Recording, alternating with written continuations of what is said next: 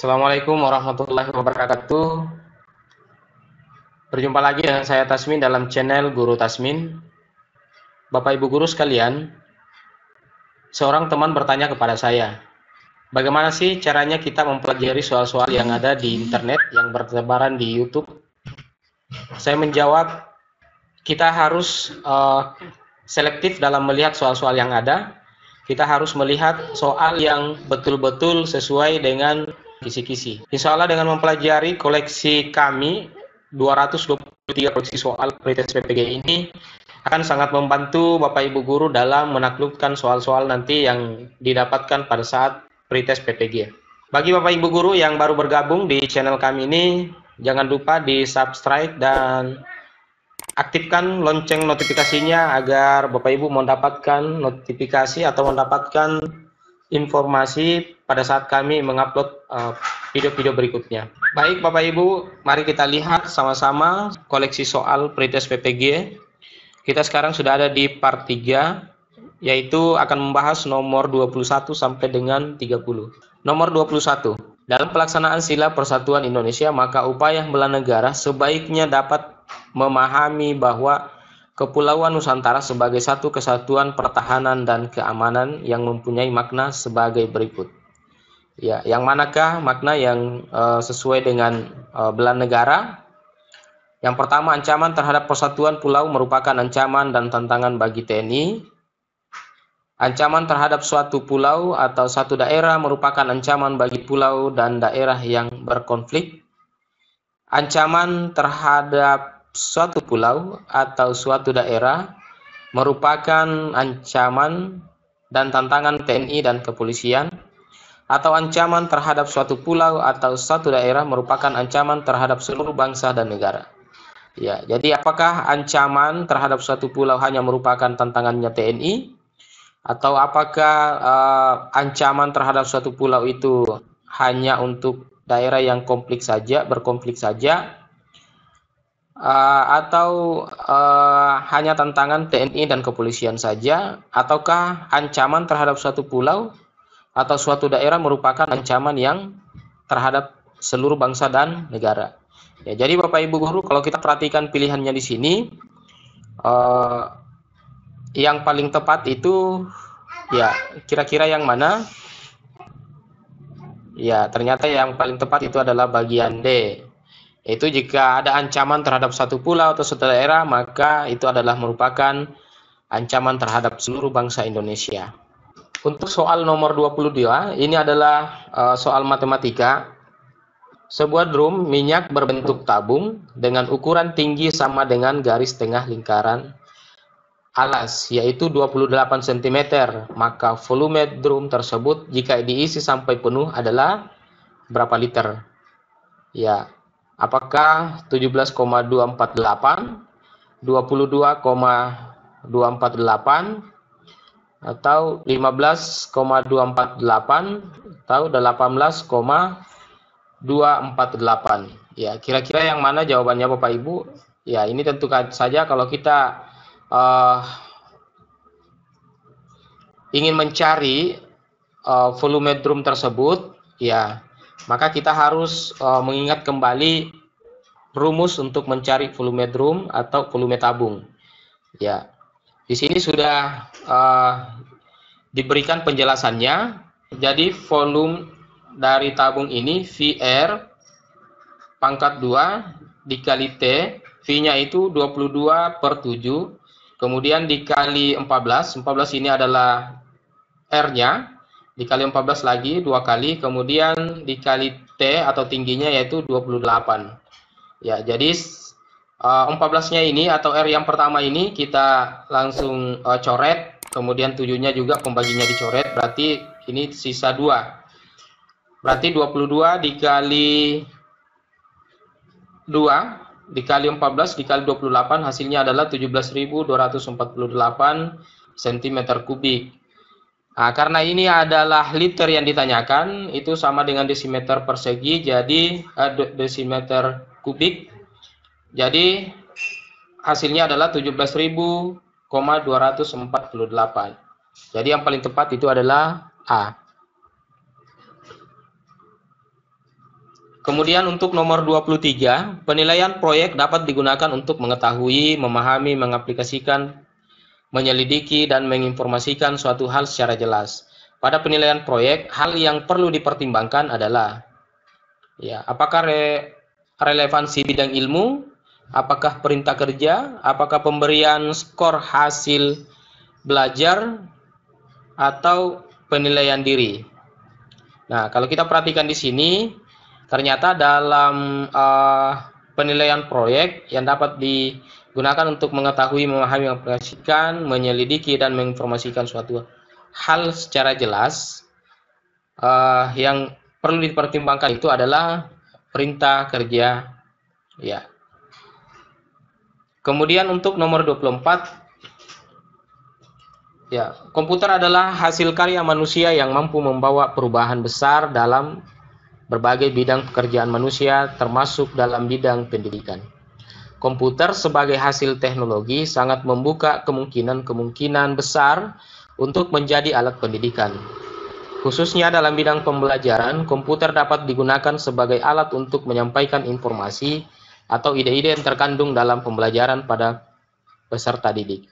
Selain itu, komputer dapat digunakan sebagai media yang memungkinkan peserta didik belajar secara mandiri dalam memahami suatu konsep. Berdasarkan letak kalimat utama paragraf di atas, merupakan paragraf apa? Ya, jadi silakan Bapak Ibu guru dicerna paragraf ini, apakah ini termasuk paragraf deduktif, apakah induktif, apakah naratif, atau campuran. Ya, jadi kalau kita perhatikan, ini merupakan paragraf deduktif. Untuk nomor 25, perhatikan pernyataan di bawah ini. Yang pertama, manusia, tempat, lingkungan. Yang kedua, waktu, berkelanjutan, dan perubahan. Yang ketiga, sistem sosial dan budaya. Yang keempat, kurikulum bermuatan lokal. Adapun ruang lingkup mata pelajaran IPS sesuai dengan nomor berapa? Ya, ruang lingkup IPS. Berarti yang termasuk, coba Bapak Ibu guru perhatikan nomor 1 ini, apakah masuk dalam ruang lingkup IPS, nomor 2, nomor 3, dan nomor 4. Nah, ternyata yang termasuk dalam ruang lingkup mata pelajaran IPS itu adalah nomor 1, kemudian 2, dan 3. Jadi hanya 4 yang tidak termasuk. Ya, jadi jawabannya adalah D, yaitu 1, 2, dan 3. Kemudian kita lanjutkan untuk nomor 28. Pencapaian aspek keterampilan dalam proses pembelajaran IPS sangat ditentukan oleh hal-hal sebagai berikut. Ya, tergantung pada sikap kritis siswa, terlibatnya siswa secara langsung dalam proses pembelajaran, terlibat langsung dalam kegiatan ekstrakurikuler, atau terlibat secara individual. Ya, yang mana pencapaian aspek keterampilan dalam proses belajar IPS sangat ditentukan oleh hal-hal sebagai berikut. Kira-kira yang mana yang sangat menentukan keterampilan dalam proses pembelajaran? Ya, kalau berbicara tentang keterampilan, berarti yang paling tepat itu adalah terlibatnya siswa secara langsung dalam proses pembelajaran. Kemudian nomor 27. Sudut merupakan pertemuan dua buah sinar garis yang bertumpu pada titik pangkalnya. Jika tiga buah sinar garis bertemu dalam satu titik, maka akan menghasilkan 3 buah sudut. Ya, kalau 3 titik menghasilkan 3 buah sudut.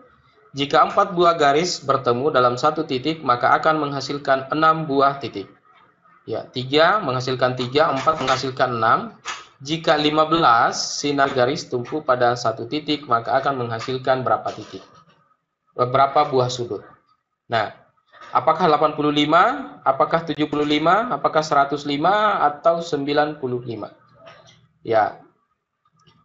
Jadi rumus yang digunakan di sini untuk mencari suku n, ya rumusnya untuk soal ini adalah 1/2n dikali n kurang 1. Jadi n-nya tadi sudah kita ketahui, yaitu 15 sinar garis. Berarti 12 dikali N kali N kurang 1, ya, 1/2.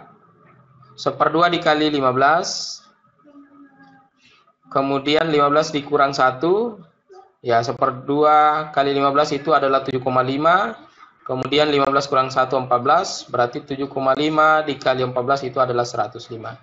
Berarti tentu saja jawabannya adalah yang C. Untuk 28 ini, soal 28 ini masih sama tadi yang 27. Soalnya hampir sama, 3 buah sinar garis bertemu dalam satu titik maka akan menghasilkan 3 buah sudut. 4 juga masih sama, yaitu 6 buah sudut, tetapi N-nya yang diganti. Kalau tadi 15, ini adalah 50. Jadi rumusnya juga masih sama, sehingga menghasilkan 1225 buah sudut. Ya, jadi persis sama dengan tadi rumusnya, 1/2 kali N dikali N kurang 1. Berarti 1/2 kali 50, 25. Kemudian 50 dikurang 1, 49. 25 dikali 49 itu 1225. Nah, untuk yang soal nomor 29, sebuah kardus berbentuk balok mempunyai ukuran panjang 12 cm, lebar 9 cm, dan diagonal ruang 17 cm. Jika tinggi kardus sudah dihitung, maka luas permukaan kardus adalah. Kira-kira yang mana jawabannya? Silakan Bapak Ibu di stop videonya dulu, di pause videonya, kemudian dicari. Kira-kira yang mana jawabannya? Apakah A 662, B 776, C 828, atau D 552? Ya, ternyata yang benar adalah 552. Ini adalah penjelasannya. Ya, jadi untuk mencari luas permukaan itu 2 kali panjang kali lebar ditambah panjang kali tinggi ditambah lebar kali tinggi. Tapi dari soal ini yang kita ketahui hanya panjang kemudian lebar, tapi tinggi tidak kita ketahui. Untuk mencari tingginya kita bisa menggunakan diagonal ruang, yaitu 17 cm di sini. Jadi ini panjangnya, lebarnya, tapi tingginya kita tidak ketahui. Dengan menggunakan rumus ini sudah didapatkan bahwa tingginya itu adalah 8. Tinggal kita masukkan luas permukaan 2 kali panjang kali lebar ditambah panjang kali tinggi ditambah lebar kali tinggi. Jadi 2 kali, ya, panjangnya 12, kemudian lebarnya 9. Sini panjangnya 12 kali tingginya 8. Lebarnya 9 dikali tinggi 8. 2 kali 108 tambah 96 tambah 72. 2 kali 276 sama dengan 522. Nah, kemudian nomor terakhir di part 3 ini, hasil dari operasi berikut: 11 ditambah 22 tambah 33 tambah 44 dikurang 14 tambah 23 ditambah 32 ditambah 41. Berapa hasilnya? Ya, hasilnya adalah 0. Kenapa bisa 0? Karena ternyata kalau kita selesaikan operasi penjumlahan di sini, itu sama hasilnya dengan di sini, yaitu 110. Ya. Ini penjelasannya atau keterangannya setelah dijumlahkan, ternyata sama 110 dikurang 110 sama dengan 0. Demikian Bapak Ibu guru, dan semoga video ini bermanfaat untuk Bapak Ibu guru sekalian. Jangan lupa dibagikan kepada teman-teman yang lain agar video ini lebih bermanfaat lagi. Kami doakan mudah-mudahan Bapak Ibu guru diberikan kemudahan dalam mempersiapkan bekal untuk menghadapi seleksi akademik. Mudah-mudahan dimudahkan sehingga terpanggil mengikuti diklat PPG dan segera menjadi guru yang profesional.